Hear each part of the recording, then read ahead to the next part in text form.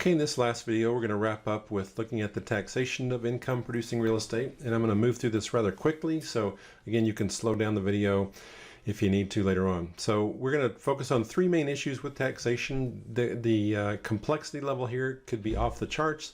We're going to keep it relatively simple. I'm guessing that there's still going to be some people that are going to struggle mightily with this, but we're going to hit the high points here. So the first thing we're going to deal with is interest. The second is depreciation and depreciation recapture. And then the last thing is 1031 exchanges. So we've already talked about how to do interest paid, how to figure out the interest paid over the course of a year. And it's the interest that reduces the taxable income, so we need to pay attention to how much interest is paid over the course of the year. Depreciation is an economic idea that's tied to the notion that assets tend to lose their value over time as they get used up and get closer to being replaced. This is reflected by an accounting maneuver where you have a non-cash expense that's recognized on the income statement. And again, this is something that reduces the taxable income, so a real estate investor has lower taxes because of depreciation. However, when a property is sold, there's depreciation recapture. All of the depreciation expense you've recorded over the years are recaptured and taxed at a normal rate. This is still good for the investor because you've been able to defer the taxes. You've been pushing them off these negative cash flows later and later, and the positive cash flows have been accelerated. So it's good for your return nevertheless. Even though you're getting taxed on all this depreciation you've been saving taxes on, it's changed the timing of those cash flows, those negative cash flows for tax payment. And there's also the gain on the disposition of real estate. And for our purposes, it's going to be the difference between what you sell a property for and what you've purchased it for. Because we've recaptured all the depreciation and taxed that kind of separately, all we need to worry about is the difference in the sales price and the purchase price. That's going to be a capital gain, and it's going to be taxed at a lower rate than the tax rate on operations. And again, we're going to look at an example here in a minute and kind of flesh all this out. I want to go over the kind of the theoretical part of this first. And then the last thing we're going to talk about here is the 1031 exchange. It's very important in real estate and kind of unique actually in real estate investment. It allows an investor, by meeting a set of rules, to sell a property and defer paying the taxes due on a sale. So that would be both the depreciation recapture and any capital gains. And as long as they follow the rules, buy a new property with the proceeds from their old property, they can kind of push off these taxes. Certainly a long time and perhaps forever if they've passed on property to their heirs and that property gets a step up in basis. So anyway, the rules real quickly: they need to use a qualified intermediary. This is not something that you can do at home by yourself. You've got to buy another property with the proceeds from the sale of at least equal value. You need to identify potential properties within 45 days of selling your property, and you need to close on an identified property within 180 days of sale. I've put a couple of links here to some other 1031 information. The only thing I'm going to ask you is very big picture stuff that I listed there. So these links are kind of for your information, for your edification, if you want to explore a little bit further. So I'm going to jump to the spreadsheet now and talk you through the taxation of this property we've been following. Again, this is the multifamily 197 unit thing. Unlevered, remember it was a 10.31 IRR.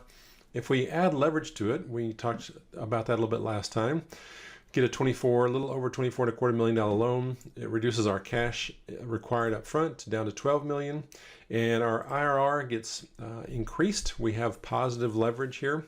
So our IRR goes from a 10.3 to a 20.1. By virtue of us putting the loan on.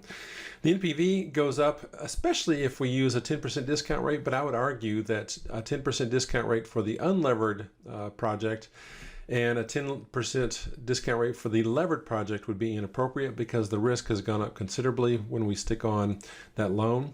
So it's probably more applicable and appropriate to increase the discount rate. Here I just used an arbitrary number, 15%, 50% higher than the discount rate was before.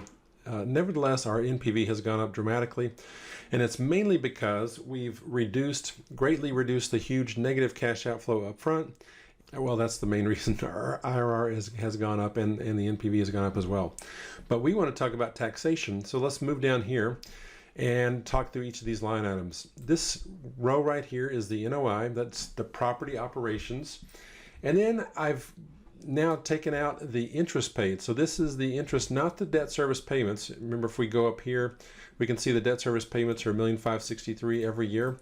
But the interest paid is a portion of that, and it's the lion's share up front for sure. But the way we get that is to use the cum interest payment function, cum IPMT. And again, the arguments, we talked about that in the last video. The first one is the interest rate, so that's the B36 way up there. The number of periods is 30 years times 12. Present value is how much we borrowed. And then I've got 1 and 12 here. So the first 12 periods, 1 through 12, are what I'm concerned with. So that is the interest paid over the first 12 months of this loan. We're also going to take out depreciation. Depreciation for commercial real estate is, for our purposes at least, going to be straight line over 39 years.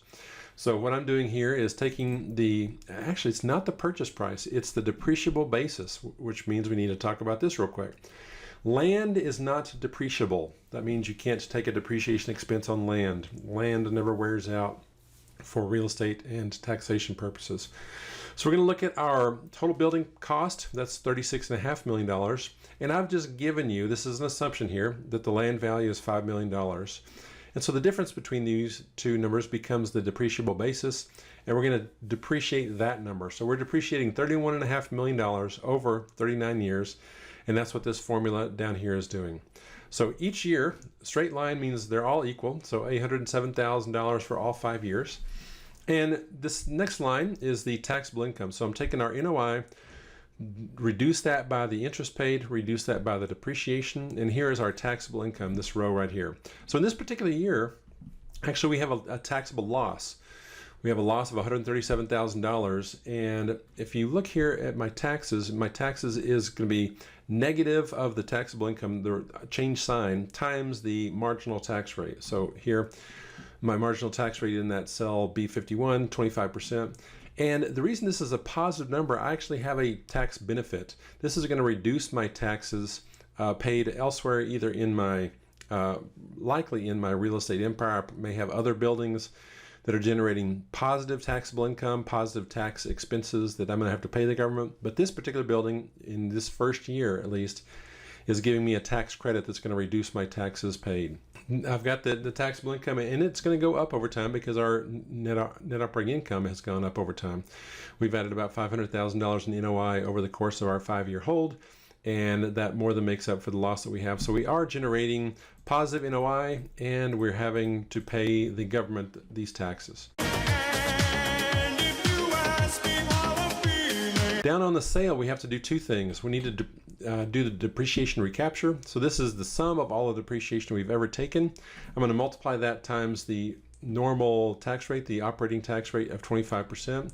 And so when we sell this building, we're going to have to scratch out a check for $1 million just for the depreciation recapture. So that would be our tax expense just for that piece. Next, we need to look at the gain on the sale of this property, so the capital gain. We're selling this thing for $49,126,000.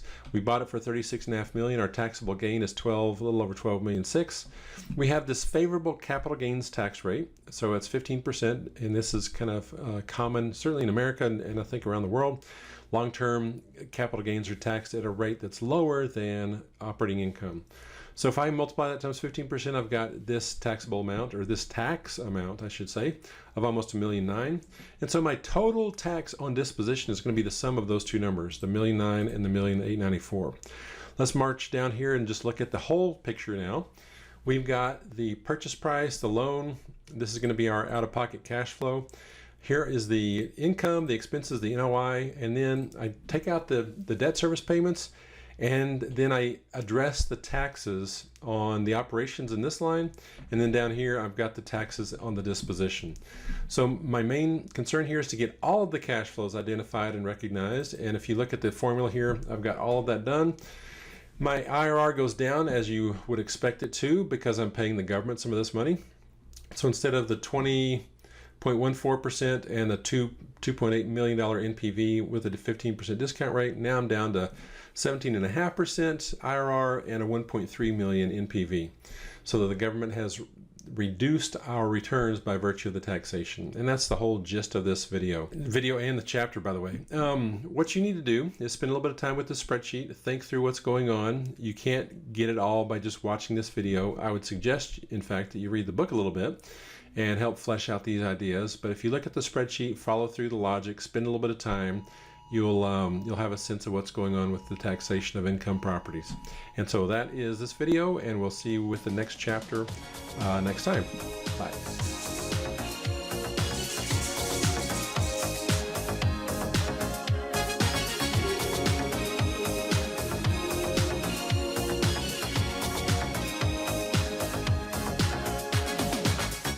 We're no strangers to love. What? You know the rules, and so do I. Our full commitment's what I'm thinking of. You wouldn't get this far. I just wanna tell you how I feel. Gotta